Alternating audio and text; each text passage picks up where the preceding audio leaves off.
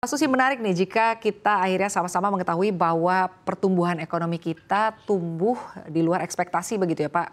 Diproyeksikan sementara kan berada di 4,78, 4,8 artinya terjadi perlambatan. Tapi kita sudah sama-sama ketahui bahwa di hari kemarin pertumbuhan ekonomi kita melesat di 5,12%. Boleh tanggapannya Pak terkait dengan pertumbuhan ekonomi Indonesia yang berhasil melampaui atau di atas 5% ini Pak, silahkan.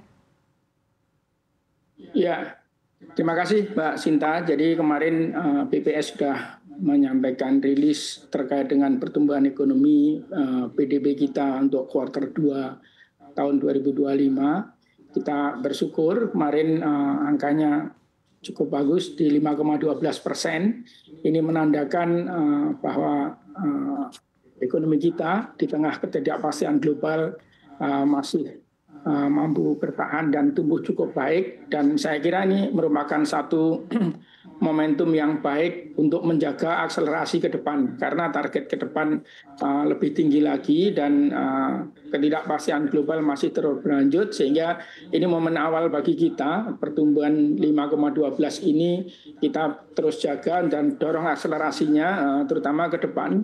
Dan kalau kita lihat dibandingkan dengan beberapa negara yang lain, kita relatif lebih tinggi, terutama kalau di G20 kita hanya di bawah China.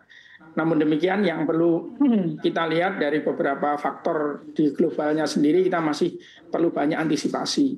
Nah, tadi Mbak Sinta menyampaikan dari angka 5,12% ini, banyak sekali pengamat ekonomi yang menyampaikan ini di atas ekspektasi dari para pengamat ekonomi sendiri. Kalau kami melihatnya memang kemarin ada beberapa pencatatan oleh teman-teman BPS, terutama yang terkait dengan kegiatan-kegiatan yang mungkin selama ini masih belum terrecord di dalam data BPS seperti di kami, karena kebetulan kami mengelola 25 KEK yang tersebar seluruh Indonesia. Kemarin kita diminta data-data produksi secara lengkap, demikian juga kemarin dari BPS menyampaikan pencatatan yang terkait dengan transaksi online dari marketplace, e-retail dan sebagainya. Jadi saya kira ini yang angka yang betul-betul menggambarkan bagaimana ekonomi kita mampu untuk terus menjaga akselerasi pertumbuhannya, dan ini momen yang baik karena ke depan kita targetnya lebih tinggi lagi. Sehingga dari angka 5,12% ini pemerintah sudah langsung menyiapkan berbagai strategi, khususnya di Q3 dan Q4 yang harus kita dorong lebih tinggi lagi. Demikian Mbak Sinta.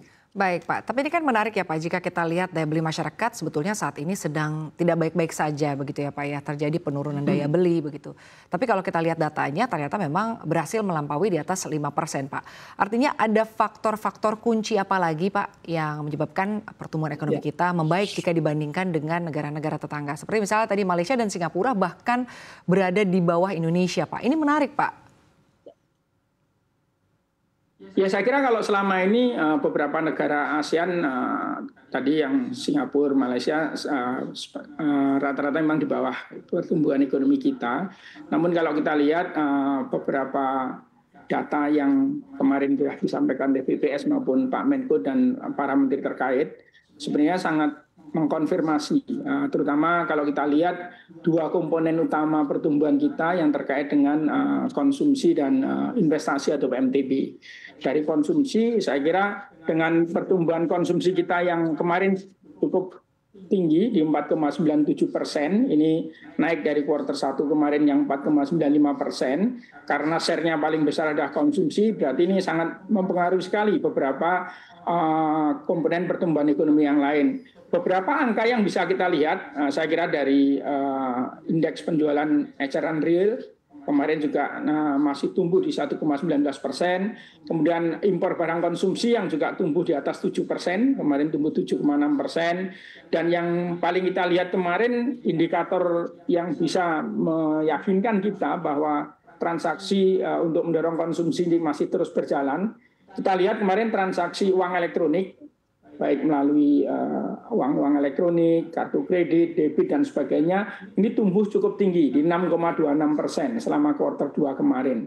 Dan yang lebih mendukung lagi adalah BPS mulai mendapatkan data untuk mencatat transaksi online, baik melalui marketplace maupun e-retail, dan ternyata ini cukup tinggi, tumbuhnya sekitar 7,55% Q2Q-nya. Jadi saya kira catatan-catatan ini yang mengkonfirmasi bahwa memang konsumsi tumbuh cukup baik di 4,97%. Nah, dari sisi investasi, saya kira Pak Menteri Investasi beberapa kali sudah menyampaikan capaian realisasi investasi di kuartal 2 kemarin sangat bagus, terutama untuk realisasi PMA PMDN kita.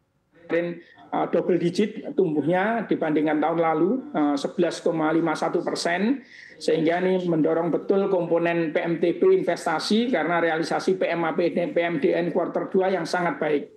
Demikian juga kalau kita lihat indikator yang lain, misalkan belanja modal dari pemerintah yang dari APBN itu naiknya juga sangat tinggi, 30,37%. Sehingga ini yang betul-betul juga mendorong komponen PMTB kita bisa tumbuh di angka 6,99%. Hal yang lain yang salah satu indikator juga impor barang modal, ini juga dalam beberapa bulan ini tumbuh cukup tinggi, dan kemarin di kuartal 2 tumbuhnya 31,90%. Jadi kalau kita lihat angka-angkanya, ini mengkonfirmasi sebenarnya dari dua komponen utama, konsumsi dan investasi ini memang tumbuh cukup baik. Itulah yang mendorong, karena ini share-nya ke PDB kita lebih dari 83%, sehingga kalau kita lihat dengan dua komponen ini tumbuh cukup baik, maka kemarin PDB kita bisa tumbuh di 5,12%.